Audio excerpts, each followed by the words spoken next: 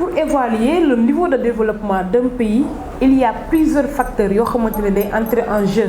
yu ci mel ni la santé lu ci mel ni l'éducation l'infrastructure est-ce que sax nit ñi tey seen dundin nekk na ci niveau boo xamante ni c'est un degré satisfaisant mais rawatina li nga xamante ni tey moom mooy le facteur de la sécurité très important pour que ñu mun a xam ndax dëkk mi ngi dox wala doxul.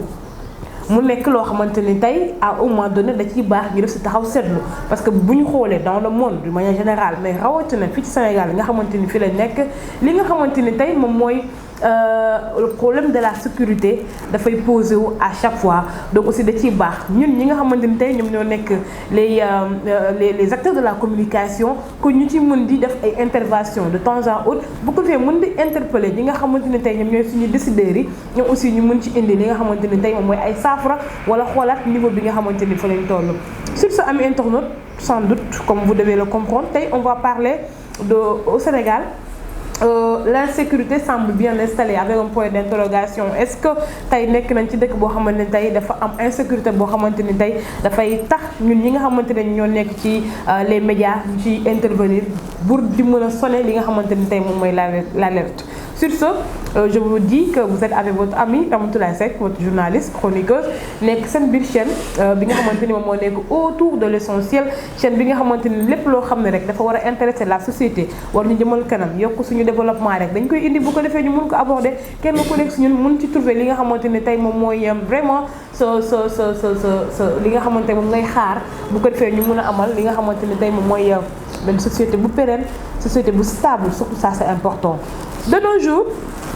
est-ce que mën nañu wax ne le Sénégal est un pays vraiment qui est en sécurité est-ce que mën nañu wax ne le Sénégal est un pays boo xamante ne sécurité bi mën nañu ko noter ci benn degré boo xamante ne c'est satisfaisant donc moi je me dirais que il va falloir que ñu relativiser les choses parce que on peut pas dire à 100% que ne tey Sénégal nekk na dëkk boo xamante ne tey la sécurité elle est satisfaite à 100% wala tey dëkk bi nekk na dëkk boo xamante ne nit ñi nekkuñ ci benn sécurité bi non parce que tey bu ñu gisee li nga xamante ne tey moom mooy lii di Sénégal vraiment on dira que ni alhamdulilah parce que am nañ armée boo xamante ne stable am nañ police boo xamante ne mi ngi def liggéeyam tey population bi ñu ngi dem ak dikk ci anam bi nga xamante ne tey ñun moom la ñu neexee kenn ku nekk yaa ngi tëdd di nelaw parce que am nañ ñi nga xamante ne tey ñoom ñooy veiller tey ñun bu ñu nekkee di tëdd nelaw te ñoom ñooy assurer suñu sécurité nekk ci biir frontières yi di empêcher lépp loo xamante ne intrus la te dafa war a nekk danger pour le pays ñu mun dugg tey aussi la population vraiment aussi nombreuse macha allah qu'elle est am na police boo xamante aussi mi ngi def sa mission di veiller di essayer de réguler di essayer de def de telle sorte que nit ñi nga xamante ne ñoo nekk di dëkk ñu bañ ñu fàtte état de nature boobu nga xamante ni fa lañ nekk parce que autant comme l'avait décrit Rousseau nekkoon nañ ci état de nature boo xamante ni tey c'était la guerre de la puissance ku mën sa morom duma ku mun sa morom nangu alalam ku mun sa morom wan ko sa doole donc loolu nekkul ci état parce que y a des lois et des règles qui nous régissent kenn ku nekk si ñun amal alal amal doole amal nu mu la neexee tey dañoo war a conforme ci règle ak loi yi nga xamante ne moom la ñu institué ba nga xam ne kenn ku nekk dina mën a dund en toute tranquillité donc sur ce point on dira que ni vraiment que le Sénégal parmi tant d'autres pays africains comme les pays qui sont dans le monde vraiment am nañ benn sécurité bu xaw a stable mais war nañ mën a relativiser dans un moment où tey gis nañ ñu xew Sénégal surtout en cette nouvelle ère bi nga xamante ne la violence elle devient de plus en plus récurrente. Pourquoi ce sont des questions yoo xamante ne tey dinañ ci ñëwaat ana lan moo waral tey Sénégal mu nekk dëkk boo xamante ne tey violence bi dafay guetter la population ana lan moo tax tey Sénégal tout le monde a peur parce que tey nit ki mënatul génn dox soxlaam ci yenn heures yi ci yenn conditions yi parce que on entend des agressions de gauche à droite chaque jour nga dégg avec des personnes yoo xamante ne dañ leen di rey pour nangu seen alal rey leen pour nangu seen rey leen pour def leen rey leen entre autres avec la violence avec les viols entre autres donc qu'est-ce qui est dû à ce phénomène pourquoi tey l'homme sénégalais mu nekk un homme violent pourquoi tey l'homme sénégalais mu nekk koo xamante ne tey il est animé par la violence pourquoi vraiment que ñun à chaque fois dañuy bëgg di dund ci violence di gis deret di gis li nga xamante ne moom mooy ay meurtres en donc c'est devenu un phénomène boo xamante ni ça fait plus peur indiwul kenn ay jaaxle autant bu ñu déggoon ne nit rey na nit day gis day nekk scandale nit ñi dañuy tiit dafay nekk un débat mais de nos jours dañuy toog dégg na nit jam na nit rey na nit mu doon comme si comme si que ni nit ki dafa dem naan ndox ñëw toog nga gis ne nit ki violé na xale rey na ko après ñu wax ko benn demi-journée mu jeex nga dégg ne nit ki dem na fenn ñàkk na fa bakkanam ci dans des conditions yoo xamante ni vraiment très atroces. À un moment donné il va falloir que ñu questionné wu comme on dit nag dafay baax ñu def introspection kenn ku nekk mu am ay questionnement ci sa bopp qu'est-ce qui ne va pas parce que nous sommes tous interpellés que ce soit moi vous qui me suivez l'État les parents la population de manière générale parce que nous constituons la société nous constituons l'État. On a tendance à dire que l'État pour faire allusion aux hommes politiques pour faire allusion au président à ses ministres mais moi je suis membre de l'État. Parce que nous avons abandonné une partie de nos droits cédé une partie de nos droits attribuer leen ko parce que dañoo bëgg mu am li nga xam ne mooy règle dañoo bëgg mu xam loo xamante ni une bonne conduite parce que ñëpp mënuñu jiite mais tey dañuy questionné wu lan moo waral vraiment jeunesse bi muy sadane wu à de telles atrocités la moo tax tey jeunesse bi muy dem ci de telles violences la moo tax tey jeunesse bi vraiment muy animé wu à ce que tey di gis deret di gis ay meurtre di sadane wu de temps en autre vraiment di sadane wu à des actes tellement barbares. Tey bi ñu gisee premièrement par rapport à la population on a une jeunesse vraiment entre guillemets très oisive on a une jeunesse très désintéressée on a une jeunesse vraiment mal éduquée on a une jeunesse bu nga xamante ni tey lépp lu muy xalaat moom mooy wàllum fo lépp lu muy xalaat wàllum caaxaan lépp lu muy xalaat wàllum divertissement lépp lu muy xalaat mooy naka la war a mun def ba vraiment toute chose boo xamante ni c'est essentiel c'est utile mu war a mun a jëmale dundam kanam mu war a mun a jëmale li nga xamante ni tey moom mooy surtout du kanam du ci nekk donc tey on a raté l'éducation de base parce que les parents n'éduquent plus tey da doon baax c'est bien beau que tey parents am envie def doom mais c'est encore mieux tey boo amee doom ba pare nga war a mun a xalaat éducation naka laay def pour yar ko parce que yar doom moo gën a métti am doom encore une fois mais maintenant les parents de nos jours qu'est-ce qu'ils nous disent que waa dañuy dem xooli xale bi lu mu war a mun lekk dañuy dem lijjanti xale bi lu mu war a mun a jànge école nit ki boo ko juree ba pare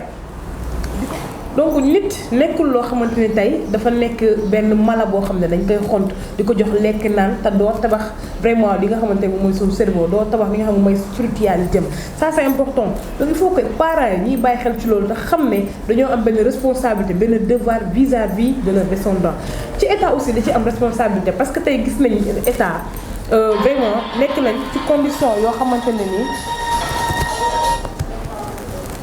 ci état aussi da ciy am li nga xamante ne mooy responsabilité parce que nekk nañ ci état boo xamante ne nii vraiment tey jeunesse bi il peine à vraiment avoir des éducations wala bu ñu une éducation vraiment adéquate ci li nga xamante ne mooy seen dundin tey jàng bi dafa war a doon loo xamante ni tey lu sérieux la koy état bi di jëlee mais malheureusement aussi au Sénégal éducation bi dafa nekk mën nañu wax ne sax ne au énième rang te loolu du nekk loo xamante tey dafay jëmale kanam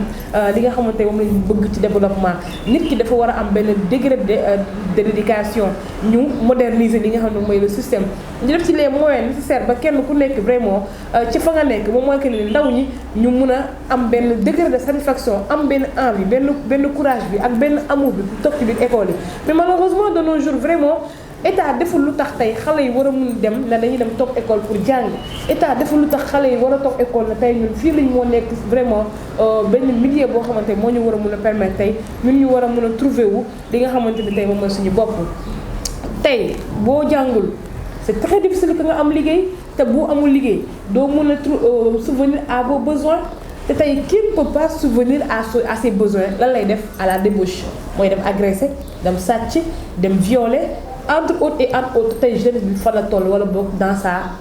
majorité donc mu doon yoo xamante ne tey nit ñi war nañ ci bàyyi xel nos gouvernements war nañ ci mun bàyyi xel bu ko defee ñu mën a sauver la jeunesse bi nga xamante ne tey mu ngi ci dans des voies yoo xamante ne vraiment c'est très incertain li nga xamante ne moom mooy seen avenir. ci loolu aussi ci mission état parce que dafa bokk ci mission état moo nekk xam seen mission régalienne tey mu war a mun a instaurer benn sécurité boo xamante ni tey day tax kenn ku nekk war a mun a am benn liberté def dindi toog ak bañ a toog am esprit bu tranquille ci sa dëkk mais tey on voit que ne c'est pas ça l'État encore une fois je le dis il faudrait que mu investir dans l'éducation dans l'entrepreneuriat surtout parce que gis nañ ne ndaw ñi nga xamante ne ñoo nekk bi école yi ñoom ñëpp mënuñu dugg dans la fonction publique. Donc il va falloir que l'État mu crée les conditions nécessaires vraiment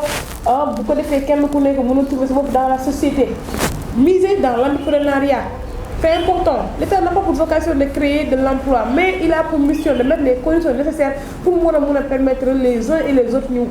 war a mën a am xëy ñu aussi war a mën a nekk des acteurs yoo xamante ni ñooy créer de l'emploi. Miser aussi sur le privé, c'est important parce que tey public bi mënul jël ñu bari mais privé bi tey boo jàppalee doomu aadama yi kenn ku nekk tabax sa entreprise jël ci X personnes ñun aussi au fur et à mesure dinañ dem ba ñoom aussi ñu mën a tabax d'autres entreprises yoo xamante ni tey dina war a mën a tax tey lii yëpp nga xamante moo nekk les dérives débauche vraiment ces violences ñu war ko mën a arrêter mais tant que loolu amul kenn ku nekk yaa ngi nekk vraiment ci dans un monde boo xamante ni tey danga naan man naka laa war a mun def ba am naka laa war a mun def ba am naka laa war a mun def ba am donc mu doon yoo xamante ni vraiment il va falloir que ñu bàyyi ci xel su ko defee ñu mun a am dëkk boo xamante ni dina stable. La jeunesse aussi c'est important, on va faire passer des messages il va falloir aussi que ñu revenir à la raison parce que aussi c'est pas une excuse que sama parent yaruma wala j'ai grandi dans un milieu boo xamante ni ma damay gis ne tey viol moo fa am violence moo fa am vraiment débauche moo fa am ay dérive moo fa am que man aussi dama ci war a mun nekk chacun peut se démarquer c'est important chacun peut se démarquer tey bu ñu nangu à chaque fois ñu naan tubaab bi ñoo ñu gën a civilisé bu ñu nangu à chaque fois ñu naan le monde occidental tey ñun ñoo ñu gën a nekk ay nit ñun aussi ay nit lañu africain dafa war a mun démarquer Soudan de tels actes tey foo déggee actes yu barbare rek africain la ñuy cité foo déggee actes yu barbare rek africain la ñuy cité donc à un moment donné il faut dire stop te ñu aussi ñu jël notre vie en main notre destin en main gën a valoriser suñu bopp et vraiment qu'on arrête et qu'on cesse cette violence. La violence elle n'est pas seulement physique, elle est morale, elle est entre autres et entre autres tey nit ki agression bi am ci réseaux sociaux yi violence la il faudrait qu'on l'arrête. Jeunesse bi ñu ngi saagawante ñu ngi xastante ñu ngi yàqante ñu ngi ternir l'image des gens. Ça il faudrait qu'on l'arrête bu fekkee bëgg nañ développement nañu bàyyi agression yi nañu bàyyi viol yi nañu bàyyi sàcc yi te kenn ku nekk jéem a doxal sa vie comme il le faut et qu'on sache que nous sommes tous des missionnaires et un jour ou l'autre il va falloir qu'on rende compte de nos actes et vraiment ce sera un jour boo xamante kenn ku nekk doo bëgg xalaat wala bëgg gis lu dul ay sa jikko yu baax am na internaute c'était votre chronique du jour ñu indi ko tey ci li nga xamante ne mooy insécurité bi nga xam ne moo nekk biir Sénégal ñu si wax ñu si interpeller l'État ñu si interpeller la population la jeunesse surtout les parents bu ko defee kenn ku nekk mën a indi sa part de solution ñu mën a vraiment régler le problème passer à autre chose.